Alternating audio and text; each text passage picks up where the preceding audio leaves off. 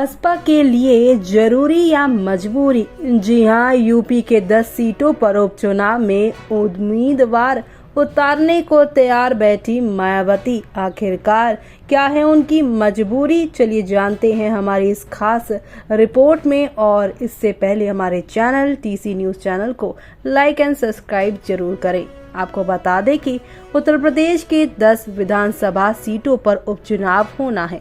उपचुनाव के लिए चुनाव कार्यक्रम का ऐलान होना अभी बाकी है, लेकिन राजनीतिक दलों ने इसे लेकर तैयारियां शुरू कर दी हैं। उम्मीदवार चयन के मोर्चे पर मंथन शुरू हो चुका है। समाजवादी पार्टी यानी सपा और कांग्रेस लोकसभा चुनाव का मोमेंटम इन उपचुनावों में भी बरकरार देखने को मिलेगा, तो वहीं भारतीय जनता पार्टी यानी बीजेपी भी सभी सीटें जीतने के लिए पूरा जोर लगाने को तैयार है। बीजेपी और सपा के बीच होने जा रहे इस मुकाबले को बहुकोणीय बनाने की भी कोशिश में बहुजन समाजवादी पार्टी जुटी हुई है।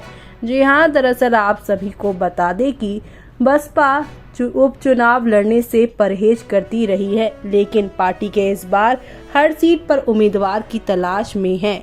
बसपा नेतृत्व ने इसे लेकर संगठन के स्तर पर तैयारी भी शुरू कर दी है। उम्मीदवार चयन की प्रक्रिया में पार्टी के जिला अध्यक्ष पार्टी प्रमुख मायावती को रिपोर्ट करेंगे।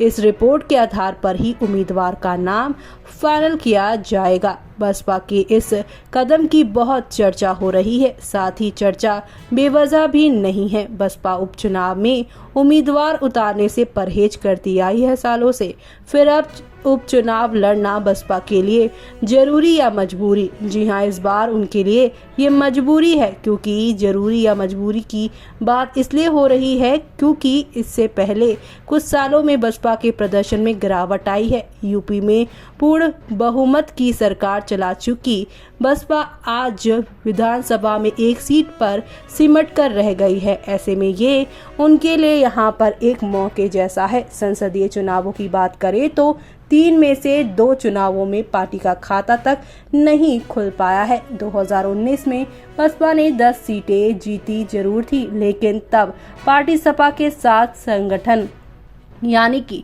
गठबंधन करके उतरी थी। बसपा को लेकर कहा तो ये भी जाता था कि खराब से खराब हालत में भी पार्टी 16% के आसपास वोट शेयर जो है मेंटेन कर लेती है। ऐसा देखने को मिला भी है, लेकिन हाल के लोकसभा चुनाव में बसपा वोट शेयर के मामले में कांग्रेस से भी पिछड़ गई है।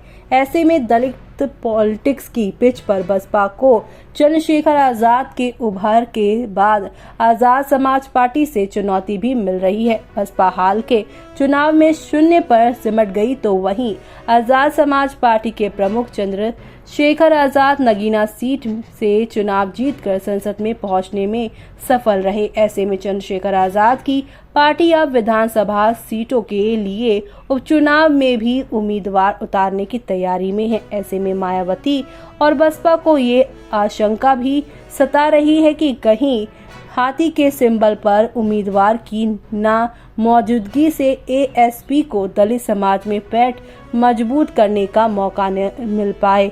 बसपा के सामने दलित वोट बेस बचाने की चुनौती है और उसी को वो पूरा करते हुए इस उपचुनाव में नजर आएंगे।